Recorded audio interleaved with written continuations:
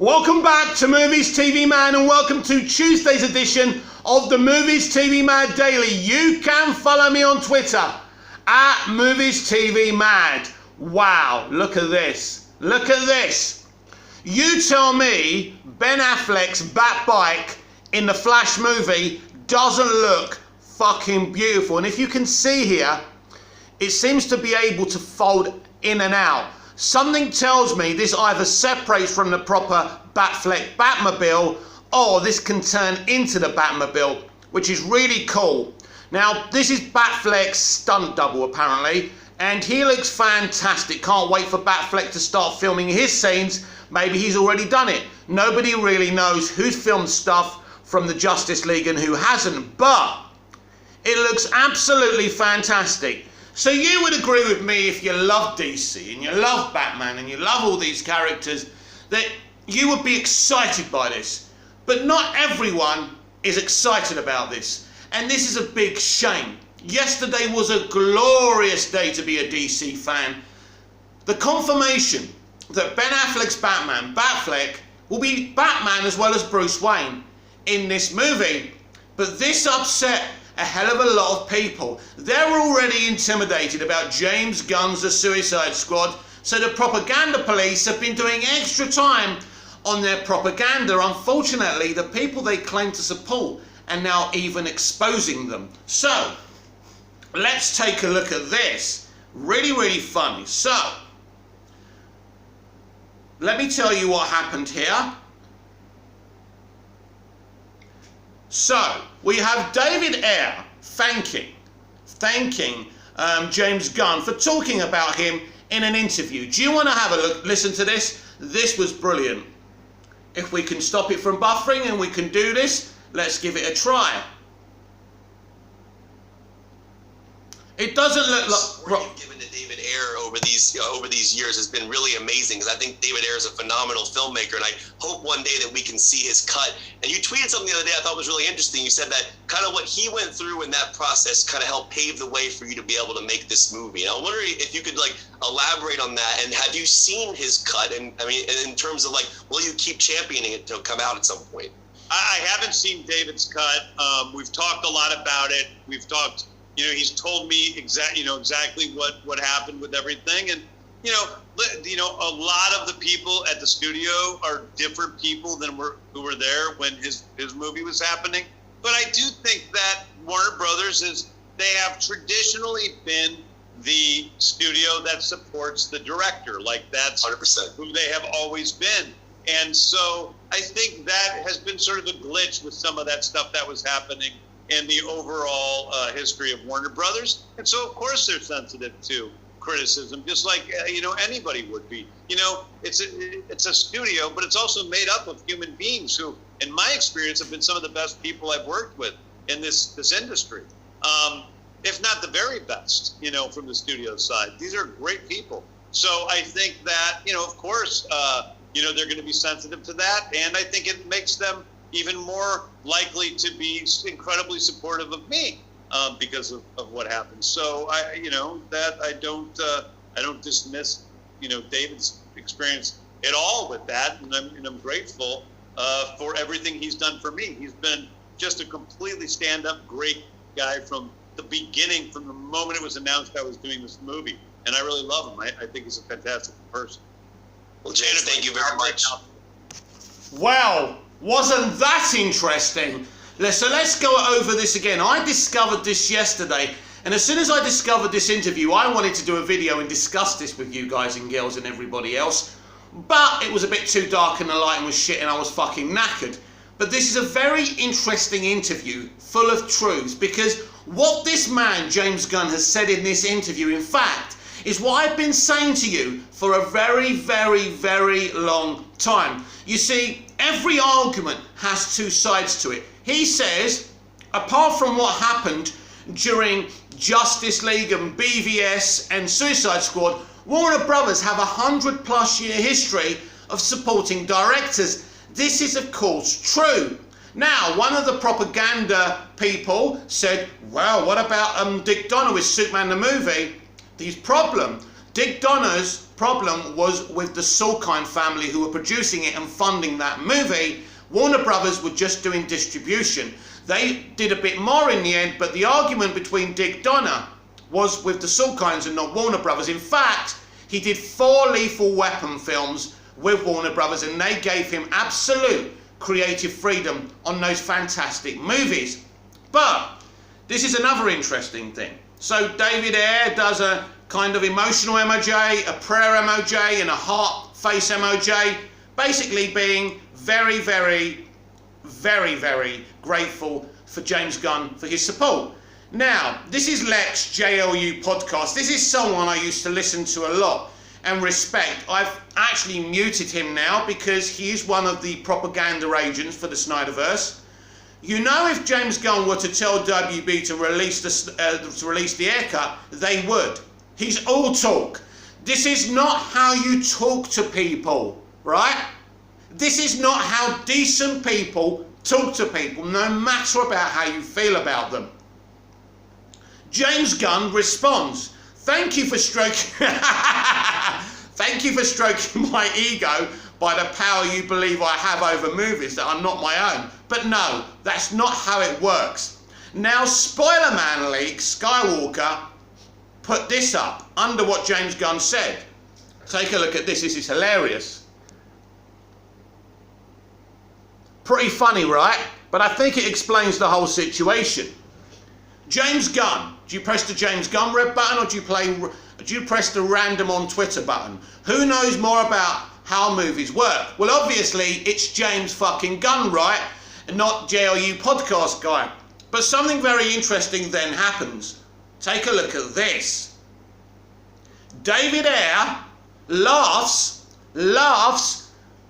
at what the spoiler guy puts up. Look at this. This is David Ayer. This is not made up. I haven't made this up. This is David Ayer taking the side of James Gunn and laughing at what Spoiler Man has to say. So even the people they claim to support are now turning on them. And it's fucking hilarious, right? I've always supported Zack Snyder. I fought to release the Snyder Cut. I thought it was a worthy fight because I enjoyed Man of Steel and BVS, and even the 2016 Suicide Squad. I enjoyed those films and I wanted to see more. I actually fought for David Ayer's film to be released, the Ayer Cut to be released before the Snyder Cut, because narratively that makes more narrative sense, doesn't it? But Zack Snyder didn't want that, by the way. People like Grace Randolph fought against it. Sorry, David. You know, so actually James Gunn's probably been more supportive than Zack Snyder. I don't remember, I don't know, has Zack Snyder ever tweeted a hashtag release the Ayer Cut? I'm sure he has. But he didn't want David's movie released before his. It was his belief that David's Ayer Cut could tank his own movie. So it's very, very sad when you look at people. The problem with a lot of the Snyderverse fans is they think Snyder walks on water. So it's very funny to see David Ayer laughing at one of these propaganda merchants. I think it's hilarious. So let's discuss and investigate the fall of Restore the Snyderverse. How the Restore the Snyderverse campaign failed. Why did Release the Snyder Cut succeed where Restore the Snyderverse failed? Well, that's simple. Of course there were toxic people involved with Release the Snyder Cut, but there were about that many. Most of us were doing it with celebration of what Zack had already done. Banter, we came as one. It was a beautiful thing to see all these people who appreciated Zack's DC movies like I did. I remember discovering Chris Wong's Vengeance channel. Wow, he likes it too. That's amazing. Chris has changed as well now. It's a shame. Success does that to people. It's not their fault, but their heads get larger, I'm afraid. And they lose their genuine element that makes them attractive to the public. And that's a shame. I always tell people to support small YouTubers because there's something genuine about them. So, while Release the Snyder Cut wasn't really putting across propaganda that wasn't true, now, people were talking about Toby Emmerich, Jeff Johns, and all of that stuff, but it wasn't as much. It was a celebration, and it worked. It worked partially as well because Warner Media wanted wanted something to put on their streaming service that they were about to launch. I've always admitted that Warner Brothers launched HBO Max a year too soon, so they needed something. Because we pushed for release the Snyder Cut, they thought, yes, this is going to do it for us. And it did it for them. The numbers were very, very good. You see, I am privy to all the American numbers for the Snyder Cut, including its Blu-rays and DVD sales and 4K sales and how it did on HBO Max. I'm not going to tell you those numbers. I'm going to tell you they were tremendous numbers. I would never deny that because I'm a supporter of Zack's DC, but I do it in a constructive way. As soon as Ann Sarnoff's hit piece came out, it became very toxic from a fan point of view. Not all the fans. So how did it fail? It failed because Warner Brothers were done with Zack. They said to him, listen mate, you know what? We've let you release a trilogy. That's it. It's the end. But why? They know they could make so much more money. So why would they burn that green? Because he's more trouble than he's worth. Warner Brothers never even put him on Man of Steel. Christopher Nolan did. And the only reason he was able to force them to do that, to allow this, is because they wanted his Cinecopy production company on the name of the film. They wanted his name attached to Man of Steel. They wanted it to, they believed it was a better selling point. He did the Dark Knight trilogy. They believed in him. They wanted him to shape the DCEU, but he didn't want to do that. So he brought in Snyder. And this is where the mistake happened. Because you do not bring Snyder to do a mainstream superhero franchise. No matter how much I love his movies, I will take that. I will take that stance to my grave. But what really went wrong with the Snyderverse, they gave the man $70 million. Said, please Zack, don't film anything. Put your film together the best you can. Get the VFX sorted so we can put it, but no filming. We've got our own plans. Snyder ignored them. But not only that, Snyder put Ray Fisher out there to expose things that happened during the Justice League reshoots. Now let me tell you something. Once someone lets you release your own version of this movie and gives you $70 million, you know what a sane person thinks? Do you know what? I was treated badly. My cast was treated badly. But you know what? They're making amends. They're giving me $70 million. They're allowing me to release my movie.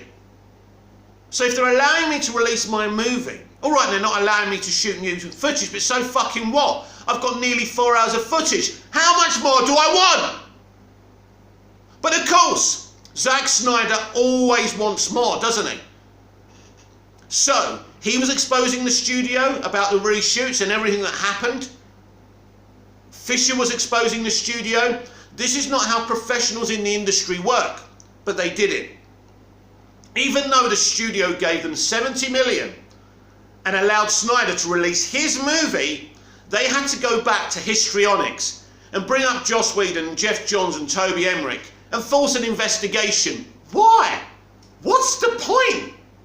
You've been given $70 million. You're allowed to release the movie they didn't allow you to release. They put right what they once did wrong. So why are you exposing them? Why are you making enemies of them? And you wonder why they don't want to work with you, Mr. Snyder, Mr. Fisher. You wonder? How many of you have got partners? I don't care what gender identification you have, you've all got partners. Some of you have, right? When you get home in the evening and you want to make love to them, you're pretty nice to those partners so you can get some, right? You compliment them, maybe you buy them flowers, maybe you make them their favourite soup. I don't fucking know. Maybe you buy them some Turkish delights. I don't know what does it for your partners. But what you don't do is when you want some from your partners is, oi, you wanker, you're not giving it to me. Ow, this is disgusting. I didn't marry you for nothing. I want sex tonight. What's your partner going to say? Fuck you. That's what your partner's going to say, and quite rightfully so. When you want something from someone, you're a little bit more nice to them. When I used to want money from my late mum, I used to be a bit more charming to her. Wrong, but I did it. And if she didn't give me any money, I used to nick money from her purse. Yeah, very bad son, very bad. And feel guilty now that she's no longer with us. But that's the point. Now, some of these Snyder fans, Zack Snyder and Ray Fisher, don't believe in a bit of charm, right? Because Zack Snyder and Ray Fisher never wanted to restore the Snyderverse because they had that offered to them on a silver platter from the moment the Snyder Cut was greenlit. And they said, no, I want the keys to the kingdom. I want to run the entire DCEU. And they said, no, you've tried that, Zack, and it hasn't worked. The broader audience don't like your take. I'm sorry, you're talented, we like your movies, but the broader audience doesn't. But you can have a place on HBO Max. No. So once they said no, he kept on exposing them, and Ray Fisher kept on exposing them. He started a war. Are you surprised that they didn't want to work with him any longer? Come on. All he had to do was play the game. They played the game. They released a movie they didn't want to release. They asked him just to release the rough cut of it, and he said no, understandably. But they still said yes. They could have said no, and they allowed it to happen, and he kept on exposing them. Even that information he exposed. To what end? To what end?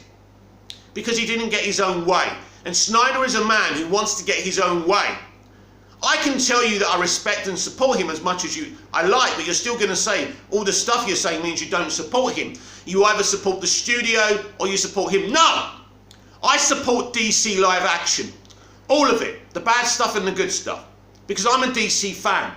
I love his stuff. I would love him to do more. But I also support this multiverse strategy. Yesterday was one of my most exciting days ever as a DC fan, seeing that Affleck's playing Batman again as well as Bruce Wayne.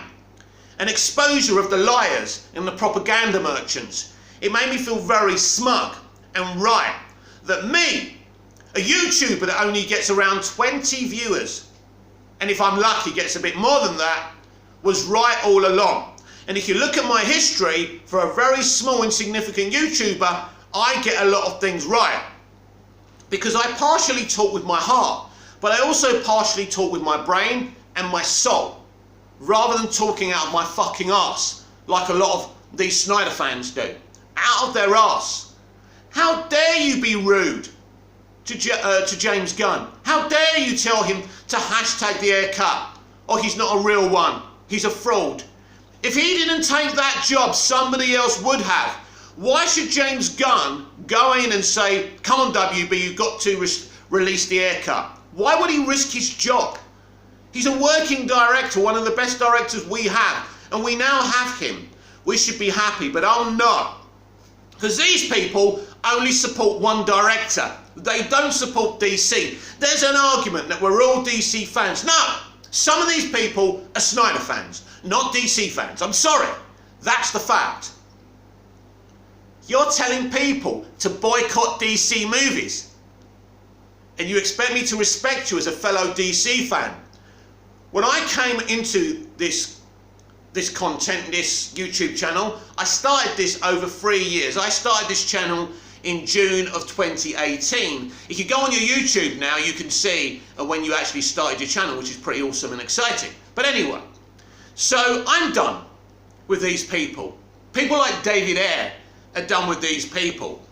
And if we're honest, Zack Snyder got his revenge. He's happy. He's manipulated people into coming to Netflix with him, making them think he still wants to restore the Snyderverse, but that was never his aim. He just wanted revenge on the studio.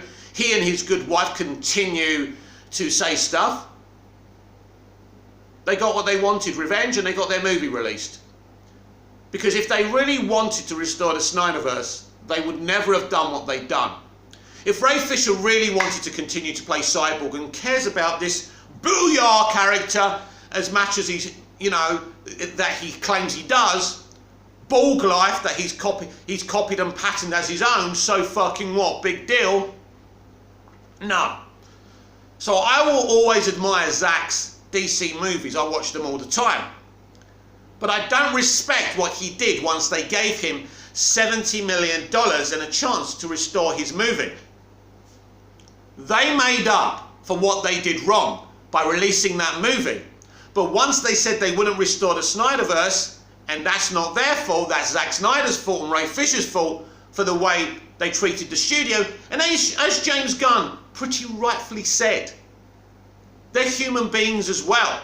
with feelings. They have a responsibility to the studio. Their responsibility doesn't just sit with the Snyder fans, who they let them see the Snyder Cut at long last.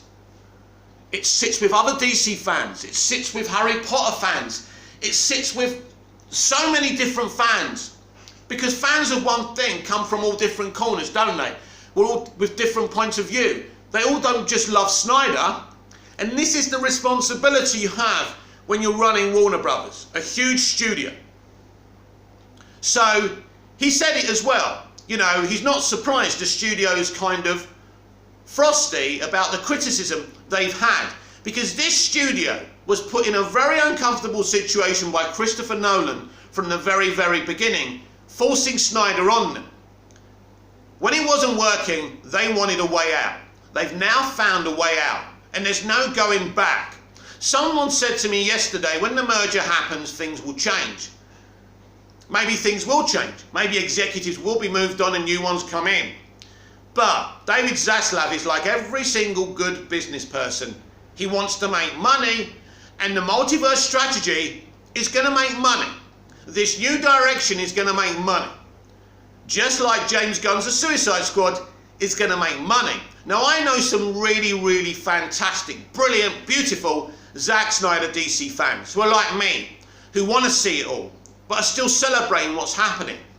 And we are sick to death, like David Ayer is, like James Gunn is, like Warner Brothers are, of these toxic people spreading false propaganda. First, Batfleck wasn't going to wear the costume. Then, he was going to be killed in the first act. Neither of these things are true. And if you're a real Snyderverse fan, why aren't you celebrating Ben Affleck in the Flash movie? What does that say about you? That you're not really a fan of film or DC, but you just like a good argument. Isn't that the truth? Because really, if you're a true fan of Batfleck and a true fan of the Snyderverse, this should excite you. But oh no, you're not going to let it pass. What happens if Henry Cavill, Ben Affleck and Gal Gadot are in Wonder Woman 3? Isn't this something you should celebrate? No? No? They're from the Snyderverse. They may not be continuing that thread. Flashpoint will change things, of course, but they're there. It's exciting. It's epic. It's awesome. It's interesting. I'm a geek. I'm a nerd. These things excite me. I'm a writer. I'm a creator. I'm not a hater. Now, sometimes I talk about what I hate. And when I finish talking about what I hate on social media, I slap myself in the face and I feel bad. Because I just want to celebrate what I love. I love DC. I love DC live action. I love the animation. I love the comics. I love it all. I'm a fan. That's what I stand. So when I see these propaganda merchants stirring the shit, I had a little set to with someone on TikTok yesterday. He was telling people to boycott The Flash. This was a video from months ago when Michael Keaton said he wasn't sure if he was going to be able to do the film because of COVID. He took it a mile away and said that he hadn't even signed a contract. So I stitched his video constructively and made my point. He called me a clown. I didn't respond. Well, I did respond. I liked what he said about me and I followed his platform, because this is how you deal with these people. Because if you like what they say and if you follow them, they get a little bit confused. Why isn't he arguing with me? Because I only have debates with intelligent people who can handle having a difference of opinion. I'm not interested in people who want to be right all the time. I'm not always right. I'm only right from my point of view, not universally right. I've always said that to you people. And it's important you understand that. Although I think I'm right from my own point of view, which is fine from what I think and where I'm coming from, I'm not right universally, because everyone has their own truth. But these people believe there's a truth and there's a justice. This guy on TikTok, going on about Amber Heard being a bad person, going on about Toby Emmerich, Jeff Johns. You don't even know these people. How do you deem what's a bad person? Because really, aren't we all bad sometimes? Isn't it feasible that these executives were in a very difficult situation where their shareholders were pressuring them to make a DC franchise that could be embraced by the broader audience? And they had a problem with Snyder that they had to deal with, And because of Christopher Nolan, they didn't know how to deal with it. They were in an absolute mess. And when you're in a mess and when you're under pressure, you act improperly. Zack Snyder acted improperly after he was given $70 million by the studio and allowed to fix his movie. He acted improperly. That's disrespectful, because once they greenlit his Snyder Cut movie, that should have been justice done. It should have been peacetime, but it wasn't. And that's the disappointing element about it. A very sad conclusion to the Snyderverse. And it is a conclusion, and this is, my friends, how Restore the Snyderverse crashed and burned. How Restore the Snyderverse died. And it is sad to me, but it's done. And oh boy, have we got lots as DC fans to look forward to. I set up this channel for the fans because I'm a fan and I wanted to commune with fellow fans, and superfan Scott Edwards has a couple of requests for me. First of all, he has a list of superheroes he wants to see in the 5-part Flash crossover for Season 8. And here they are. This is Scott Edwards. Heroes I want to see in Flash Season 8 crossover event. Black Lightning, Batwoman, Black Canary, White Canary, Superman, Supergirl, Killer Frost, Alex Danvers, I could live without her, Martian Manhunter, Dreamer, Faya Queen, that would be great, Speedy, Roy Harper, definitely Arsenal, Stargirl, Ray Palmer, the Atom. Yes, I think that's a great list. Because it's a 5-episode arc, I only think they may be dealing with a couple of episodes, characters an episode, Scott. So I'm not sure how many of these picks you're going to get. And I'm not sure if this is one story or 2 separate stories. I mean, the showrunner did kind of explain it, but I was still a little bit confused. But it's a great list of characters, Scott. So Scott Edwards also wants me to read this article about Flash Season 8. There's a new villain coming to the Arrowverse, Unexpected Evil to Come, by Anna Garrison of, what is that? Distrastify. What is that? Whatever it is, it doesn't matter. Hang on. It's a shitty site. Oh, come on. Right, thank you. Now we can go. Sorry about that. I had to accept cookies and it wasn't allowing me to accept cookies. Anyway. As Season 7 of The Flash wraps up, showrunner Eric Wallace has already started giving hints about what The Flash Season 8 could bring. Most notably, he teased the arrival of a mysterious new villain, and fans are already beginning to guess who it could be. Here are our best theories and guess as who could be the villain in Season 8 of The Flash. Showrunner Eric Wallace told Deadline that Season 8 of The Flash would have both new and old villains. Now this is interesting. It does seem like a bit of a celebration-y final season, doesn't it? We'll have to wait and see. In an interview with Deadline, writer, executive producer and showrunner Eric Wallace hinted at what's to come for The Flash Season 8, including unexpected guest stars and a brand new villain to shake things up. The biggest hints he could give about the new baddie were only a few sentences, but these sentences have sparked 1,000 fan theories.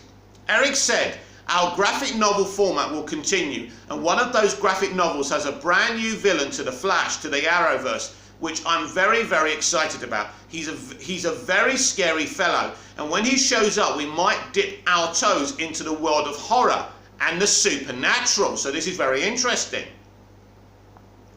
There is a myriad of occult and horror-centric villains in DC Comics. The most notable supernatural villain who has appeared is Solomon Grundy, wouldn't that be awesome, who recently appeared in the CW show Stargirl and previously on Arrow. Grundy is portrayed as an undead being with super strength, and any new version of him could be a different incarnation than Arrow. It's very interesting actually, because they did do a version, didn't they, of him in Gotham, and I thought that was Butch's version of him in Gotham was the best one I've seen, but it's all about opinions. Another supernatural being who could bring a bit of horror to the Flash is Clarion the Witch Boy, who has run afoul of Green Arrow, the Flash, Wonder Woman and Batman in comics canon. Clarion is an agent of chaos and a practitioner of dark magic, and his bratty behaviour might be just what the Arrowverse needs in an adversary and his giant cat-shaped demon Tikal, whatever that is. One popular potential crossover supervillain could be Felix Faust. Oh, I love him.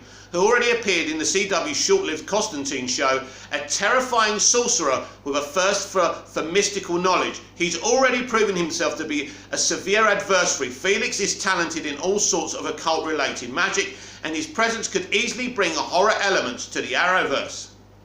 Of course, leaning into the phrase scary that Eric uses, the most obvious answer could be putting the Scarecrow, Dr. Jonathan Crane, in the Arrowverse. That would be cool. Previous live-action incarnations of the Scarecrow exist on shows such as Gotham and the upcoming season 3 of Titans. Actor Cillian Murphy even portrayed the Scarecrow in Christopher Nolan's 2005 film Batman Begins, and he also cameoed in The Dark Knight and The Dark Knight Rises. However, since he has not been portrayed in the Arrowverse yet, fans could see the fear-inducing villain in Central City. I think this would be really good. He can create paranoia, he could turn the heroes against each other. I think this would be a great bet. Fans likely won't find out who the mystery villain may be until The Flash Season 8 releases a trailer, but hopefully we've provided some ideas to get the ball rolling. Yes, a nice little article there, Scott Edwards. Thanks very much. I still haven't worked out what they're called, but that's not important, is it? So I think Scarecrow, if you're still watching this, Scott, and anyone who's interested, only 20 views an episode, but there you go. We can't, my ratings are dropping. I'm going to get cancelled, but never mind. I can't cancel myself, can I? That would be a new thing for this stunted era, wouldn't it? People cancelling themselves.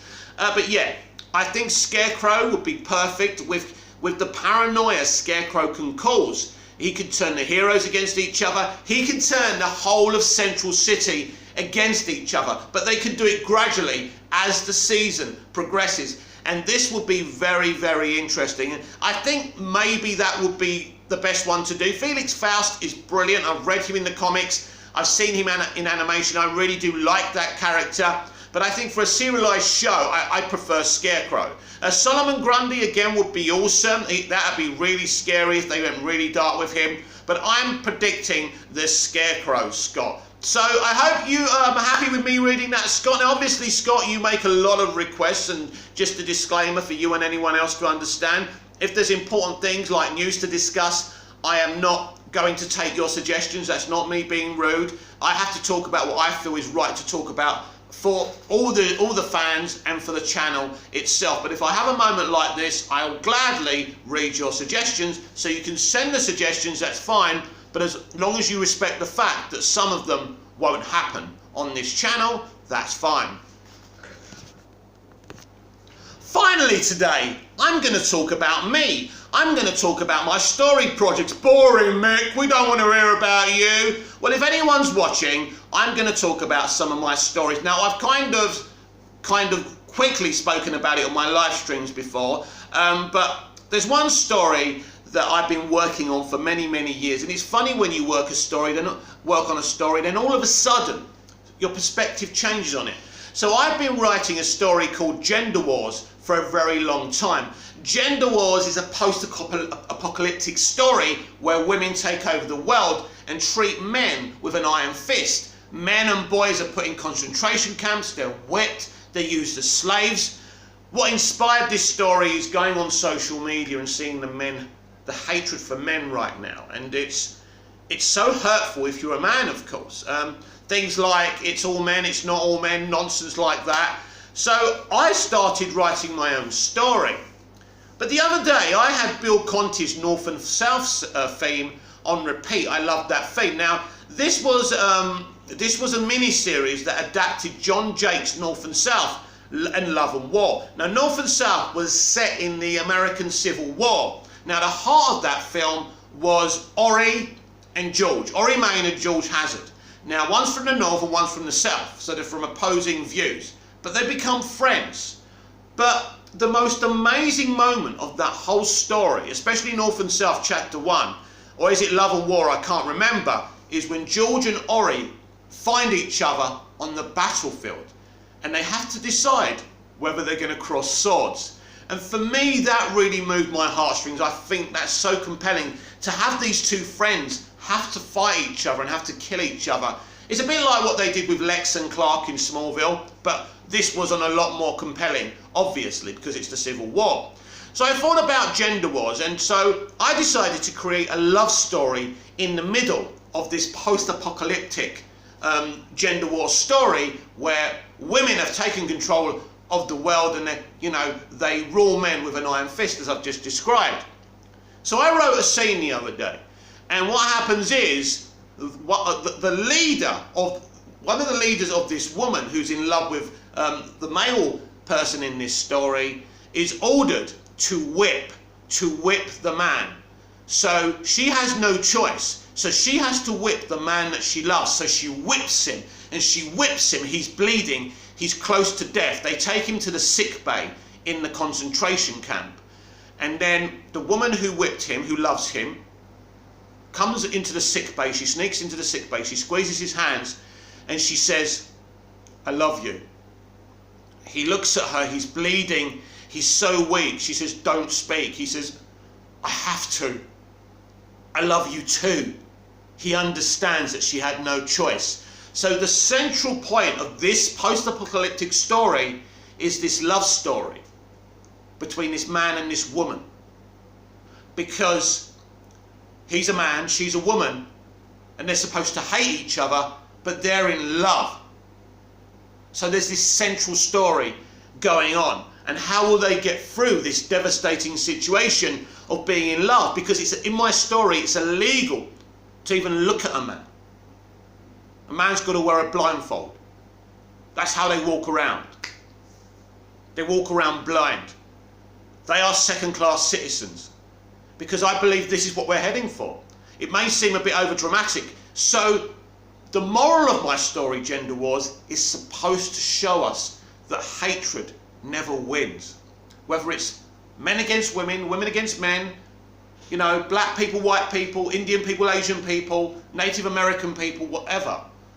That love and hatred between different groups of people never wins. And the propaganda going on against men right now, I mean, we've seen Masters of the Universe. The entertainment industry are the #1 industry putting this propaganda forward. Yesterday, Dieter Broomer, who played Shane in Home and Away, of Shane and Angel, if you remember, Dieter killed himself. He was found dead. Men are killing themselves in their droves. And this is what's inspired this story. So that's one of my stories, and I'd love to know what you think about that story. And so Trapped is another story which I've spoken about before. Trapped is set in the fictional town of Redsford, where all of a sudden it's summer, it's July, and it's snowing, which is weird for July, right? In the UK, in this town of Redsford, all of a sudden these mysterious, dirty metal-looking walls rise up, blocking all the entrances and the exits of the town. Is it terrorists? Is it aliens? Is it the apocalypse? What's going on? If you touch the wall, you disintegrate. But all of a sudden, this naked 12-year-old boy comes from nowhere with a dirty face, and and all of a sudden there's these weird symbols on these walls that have trapped everyone in this town of Redsford. And this mysterious boy starts touching the walls. The only being who can touch the walls without frying. He starts deciphering the symbols. He translates them.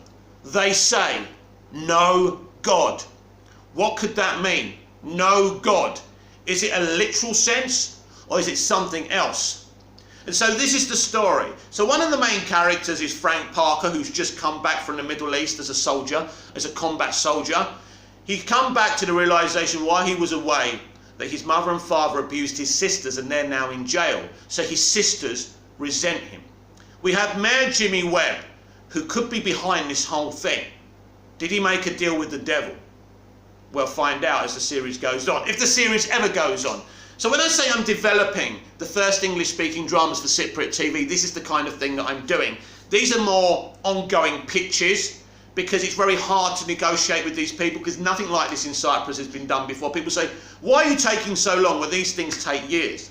So I've got to be able to convince these people that the audience wants this, and old-fashioned people. So it's difficult. Anyway, I carry on writing and I carry on pitching. And so there's another story called Finding Claire. This video's gone on a bit. We'll call this the final story. Actually, there's one more I want to talk about. So Finding Claire is basically what it says in the tin. So this guy finds his girlfriend Claire is missing when he comes back to their apartment. I don't know where I'm going to set this, probably the UK. And he starts looking for her. And in his travels, as he's so kind of panic-stricken from her disappearance, he bumps into this young teenage homeless girl called Blue. Blue is running away from a criminal, from a thug, and he basically says, "Get in the car," as he notices her. And that's how their friendship strikes. So you can imagine this show being a bit like The Doctor and the Companion, but basically it's an ordinary human man looking for the woman he loves who's disappeared, and he's brought on this journey this young homeless teenage girl. He will find out there's actually a connection between him and Blue, a connection, not like that, but a connection from his past. She's connected to his past. You've got to be clear these days because people take things the wrong fucking way, don't they? Everyone, the fault police, we've got to be careful of the fault police. So yes, there's a connection. Blue has a connection to this character. I don't know what to call him. Let's just call him Dave for now because I haven't named him. So basically every episode they go from place to place looking for Claire. But Claire disappeared for a reason. Claire isn't a human being. Claire is an alien. And she wants to escape this world before they catch up with her, before the governments and the army catch up with her. That's a revelation I should have kept for the actual show, but as the show may never happen, hey, there's something you know, but there's a lot more to it than that. So that's the kind of premise for that. And then another one I came up with is a story called Uncle. Uncle is about human cloning. So my character, who again is a man, is in jail for statutory rape. He didn't commit this statutory rape. He was framed by someone who had a crush on him, so she said that he did it even though he didn't. He never spoke up against this young woman. He didn't want to tarnish her reputation. He's that kind of character. While he's inside, he meets an old man who tells him everything about him and his family. He tells him that he is a clone, that he was cloned by his father. And his brother and sisters, who are not clones, cloned their children. And 75% of the world's children are human alien clones, and the aliens are coming back to collect these children. And this character, who's in prison for a crime he didn't commit, who's also a human alien clone, has got to save these children from being taken by these aliens. So, and this includes his nieces and nephews. They're human alien clones as well. But of course, all his nephews and nieces know of him that he's in jail for statutory rape. So it's not going to be as easy as this. So this is about this uncle having a bond with these children and in the end being their hero. When I first thought of Uncle, I was going to make him a superhero, but I come up with this family dynamic. So they're my stories. This is the way I think. This is the way I tell my stories. There's another story that kind of inspired me from the Dexter TV show that I don't want to go into right now. I'm not ready to kind of spill about that because it's very, very controversial. But we'll go into that another time. Anyway, thank you for watching. This has been the Movies TV Mad Daily. I'm Mick, your host with the most. Just ask your girlfriends and your wives. I will see you again in the next video. Follow me on Twitter @Movies TV Mad. Until the next video, I will see you again soon.